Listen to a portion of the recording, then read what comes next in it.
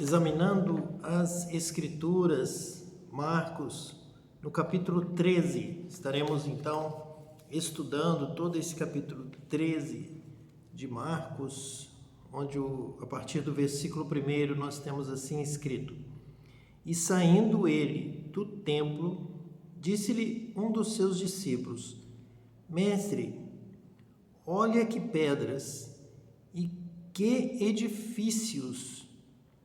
E respondendo Jesus, disse-lhe: Vês estes grandes edifícios? Não ficará pedra sobre pedra que não seja derrubada. E ali os discípulos então começam a perguntar a Jesus a respeito destes acontecimentos. E eles já perceberam que Jesus estava afirmando que toda esta terra, sejam nações, edificações, os edifícios aqui do templo que constituíam os locais do sumo sacerdote, da propiciação, o pátio, os muros, tudo está reservado para destruição, para o fogo. A terra está realmente situada em uma posição em que ela está reservada para, no final dos tempos, a manifestação das trevas saindo lá do poço do abismo, que está lá em Gênesis, capítulo 1, versículo 2. Então nós temos os céus criados por Deus, onde está o trono de Deus, a habitação dos anjos, dos seres celestiais, os níveis dos céus. Nós temos a terra e temos o submundo, abaixo da terra, o abismo, as trevas, o diabo, Apolion, Abaddon, prontos para o tempo pré-determinado por Deus para se manifestarem, para então destruírem a terra, que irá passará o céu e a terra, mas a palavra do Senhor não passará. Então haverão novos céus e nova terra, onde habita a justiça, onde não haverá mais o mal. Porém, essa primeira terra está reservada para a manifestação na terra da destruição, do destruidor. Então Jesus está dizendo que nós vivemos em um contexto de graça, de luz, de boas obras, de salvação do Cristo, de optarmos, escolhermos a luz, a palavra de Deus, a obediência a Deus, de arrependimento, de conversão. Então nós vivemos um período. Esse período, ele se encaminha para o fim, para a destruição. Este mundo não tem mais solução. Este mundo está condenado a chegar ao momento da destruição. Então, quando Jesus disse: Vês estes grandes edifícios, não ficará pedra sobre pedra. Então, Jesus não dá garantia para uma religião instituída, com edificações em nações, com títulos, porque haverá um dia que o diabo irá, então, tomar conta dos reinos, dos edifícios, das nações, e ele vai encaminhar ali para a destruição final, para a ação do destruidor, inclusive das instituições de pedra, dos edifícios com nome, com placa. O que Jesus pode garantir é a religião, é a fé no Espírito. Essa jamais passará. Quem obedece à palavra de Deus, palavra viva.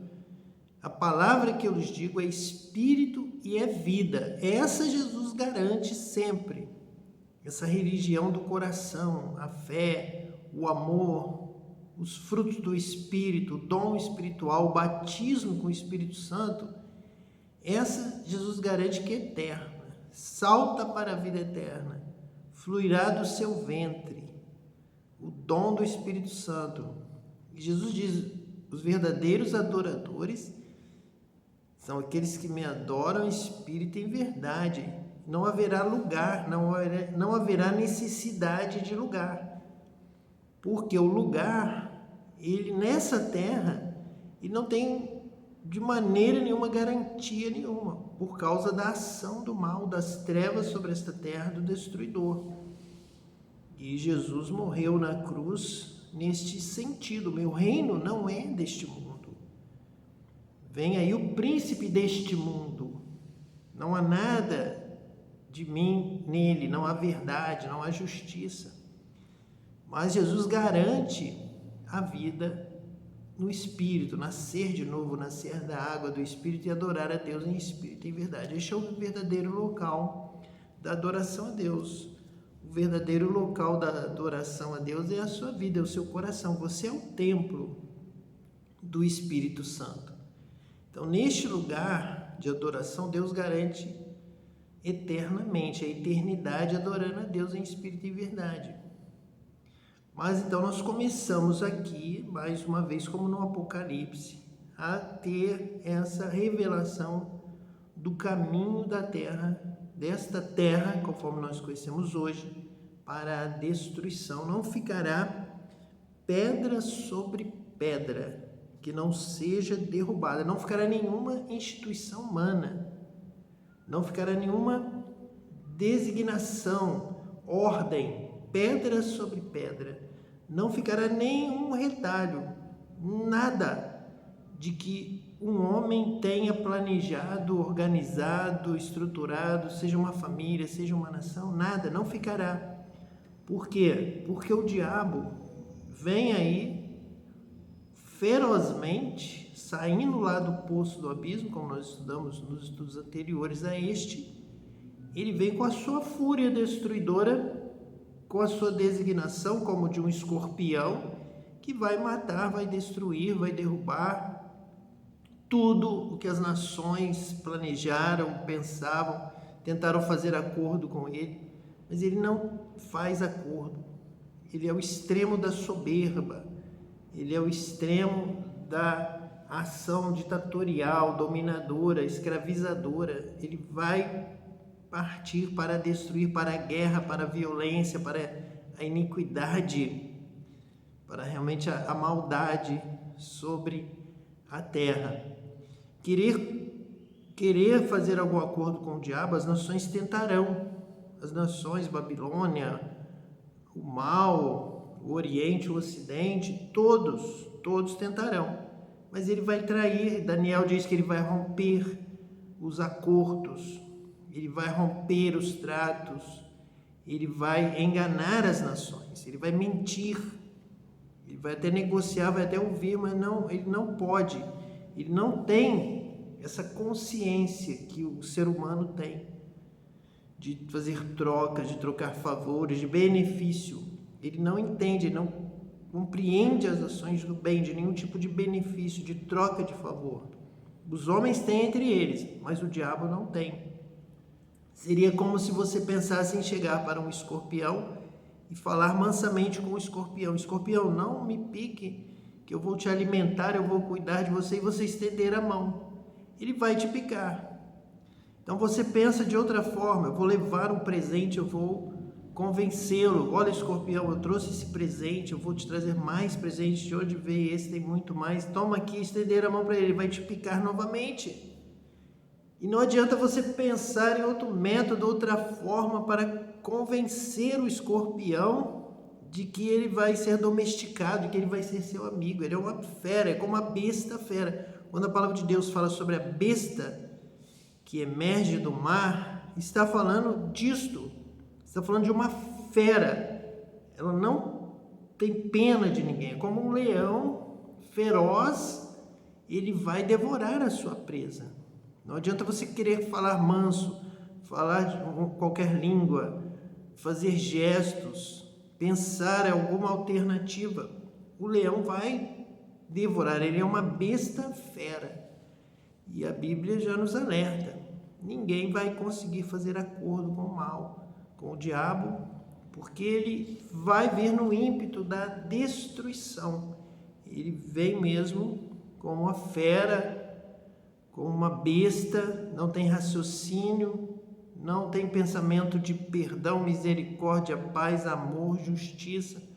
Ele manda, ele fala simplesmente para enganar, mas ele não conhece o bem. E nós vemos homens tentando criar nações em cima desses pilares do ódio, do terror, da violência, para se manter no poder, com uma clara orientação e inspiração diabólica. Aprenderam de quem? De quem vocês ouviram esse tipo de instrução? Com demônios, com anjos caídos, com o próprio diabo.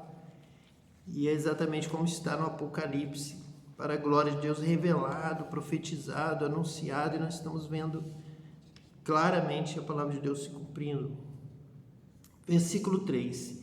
E assentando-se ele no Monte das Oliveiras, defronte do templo, Pedro e Tiago e João e André lhe perguntaram em particular. Então aqui é interessante essa escolha dos 4 discípulos, 2 irmãos, Pedro e Tiago, e outros 2 irmãos, João e André, em particular. Então, como uma reunião de discipulado, ao ar livre, no Monte das Oliveiras, com uma visão privilegiada do templo, onde então o ensino vai sendo acompanhado pela prática, pelo próprio exemplo do templo, olhando para o templo, refletindo sobre este assunto, sobre as edificações humanas, nações, projetos, seja o que for, doutrinas, ventos de doutrina, sejam teorias, seja o que for, tudo então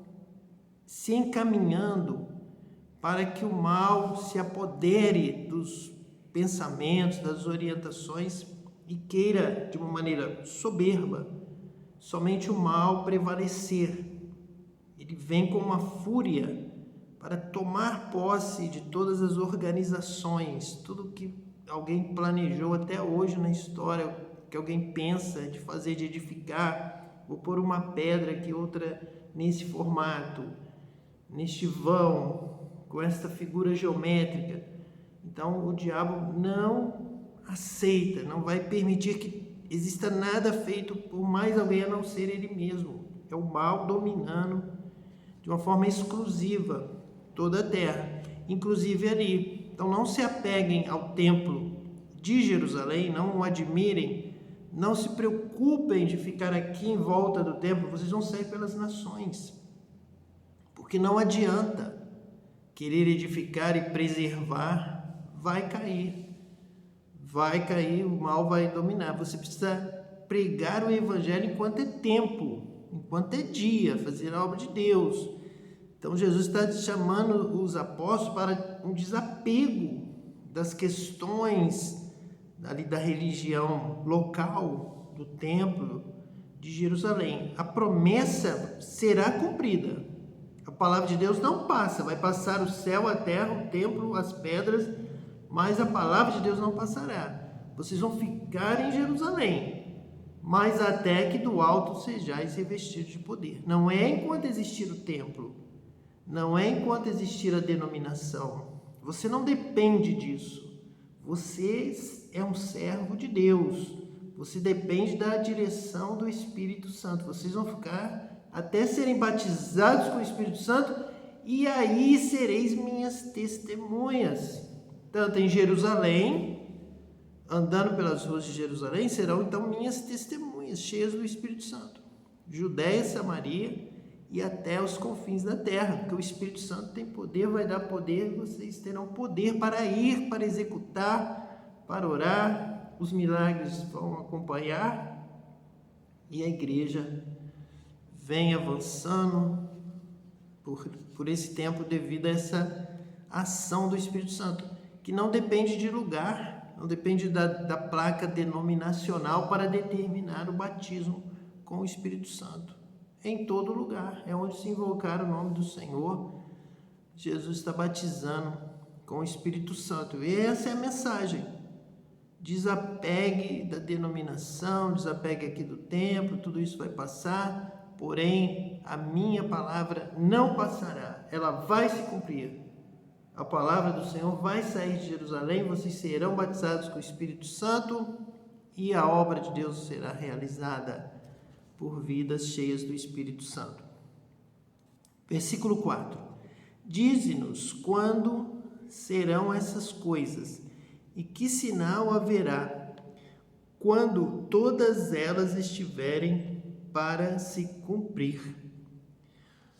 Bom, então eles estão aqui caminhando com Jesus neste diálogo, com boas perguntas para o mestre. Eles são os discípulos de Jesus. E nos nossos discipulados nós falamos que o melhor discípulo é aquele que faz a melhor pergunta para o mestre. Você sabendo fazer a pergunta, você terá então a melhor resposta de melhor qualidade. Então eles tinham esse treinamento. Você está percebendo que desde o princípio eles estão num diálogo com perguntas e respostas. Então eles não começam a especular. Nós ouvimos dizer, eu penso isso, eu ouvi dizer aquilo. Não, ele está ali diante do mestre. Ele está buscando a revelação, a palavra do mestre, do Cristo, do Messias. Ele tem fé, então ele vai ali como um discípulo que reverencia o seu mestre fazer a pergunta certa, a melhor pergunta. Ele quer saber, ele precisa saber quando, ele precisa se preparar, ele precisa estar então pronto. E que sinal haverá quando todas elas estiverem para se cumprir. Veja que só de Jesus falar que não ficará pedra sobre pedra que não seja derrubada, ele já tem uma pergunta de fé, ele já tem uma boa pergunta. Ele sabe que coisas acontecerão, que haverá todo um sistema destruidor agindo, que vai derrubar pedras do templo. Imagine as pedras das outras edificações, dos outros complexos, das outras nações, então. Se até as pedras do templo serão removidas porque o destruidor não aceita, não respeita o que o homem faz, ele tem uma programação para destruir essas coisas, e a ideia dele é que somente o seu plano, o plano do diabo, o plano maligno, do mal extremo, prevaleça. E não aceita coisas bem feitas. Você valoriza uma coisa em ordem. O diabo só respeita a desordem, o caos, o pânico, o medo. Ele, quando chega, ele quer ver nos olhos de todos o pânico, o medo em relação a ele. Você não conhece esse tipo de relacionamento. Você não quer que o seu filho te olhe assim. Você não quer que as pessoas passem por você e te olhem assim. Mas o diabo quer. Então ele não aceita o respeito, ele não aceita a bondade. Vamos fazer o bem, vamos fazer uma troca de favores, como eu disse anteriormente. Você gosta de favor. Eu gosto de uma coisa boa. O diabo não. Ele não gosta, ele não quer que você olhe para ele e dê um sorriso. Ele quer que você olhe para ele e demonstre medo, pânico. Já Jesus quer que você olhe para ele com amor, com reverência, com espírito de adoração, agradando a ele, e ele te trata com amor, te trata como filho. O diabo te trata como uma coisa inferior. Você sempre terá que ser inferior, terá que estar com medo, terá que mostrar, talvez até quanto maior desespero você mostrar, pânico, mais você o teme, tem medo dele, melhor para ele. Assim que ele quer. Ele não quer que você demonstre nenhum tipo de amizade. As nações vão se reunir, nós vamos fazer um acordo com o diabo vai ser nosso comandante, nosso rei, e aí nós vamos viver, nossa família vai viver, nós vamos ter o bem. Errou. Só de você falar que nós vamos ter o bem, o diabo já se enfurece contra você, porque ele não aprecia o bem, as coisas boas. Ele aprecia o pânico, o terror. o medo da morte. A morte tem que estar rondando. O sentimento que você tem que ter em relação ao diabo é o medo de ser morto por ele a qualquer momento. Aí ele permite que você viva com medo da morte. A morte tem que estar presente. Se você quiser uma vida boa, você verá a morte. Eu quero bem na terra dos viventes. Isso você tem de Deus. Jesus tem para você o bem na terra dos viventes. Ele ama a vida, ele é a vida. Ele quer te dar a vida. Mas veja que lá no Jardim do Éden, embora estivesse lá presente a árvore com o fruto da vida para viver eternamente, o diabo conseguiu enganar o primeiro casal para que eles comessem do fruto do conhecimento do bem e do mal, para que morressem. Veja ali, já em Gênesis, toda essa revelação que Deus está falando conosco aqui agora, já estava ali no Gênesis, é a partir do Gênesis. A vida, escolha a vida, Deus provê lá, prepara, está ali, podem ir comer. Foram comer? Vocês querem a vida? Não, porque o diabo nos prometeu mais, nos prometeu poder, soberba, vanglória, concupiscência da vida. Nós vamos ser iguais a Deus. É mais interessante a mentira do diabo. E é tão interessante você ver que todo o Apocalipse, toda a palavra já estava ali no Gênesis, que é tanta mentira do diabo que aqui no final dos tempos ele vai conseguir convencer as nações. Olha, nós agora vamos atacar, nós vamos vencer, nosso exército é mais forte. Vamos, o diabo falou, não vamos. E mentindo, serão todos mortos, destruídos por receberem a marca da besta, por serem enganados, por preferirem as trevas mais do que a luz. E veja que é tanta mentira do diabo que quando o homem e a mulher comeram daquele fruto, do conhecimento, o que é que eles realmente tinham para conhecer? O que é que realmente... A verdade é que a única coisa que eles ficaram sabendo é que eles estavam nus. Eles simplesmente passaram vergonha. Mas o que é que o diabo estava dizendo que nós íamos conhecer? A vergonha. A vergonha do pecado, a vergonha da desobediência a Deus. Veja como o homem é pequenininho, deve se humilhar diante de Deus, da glória de Deus, da soberania de Deus, servir a Deus, amar a Deus.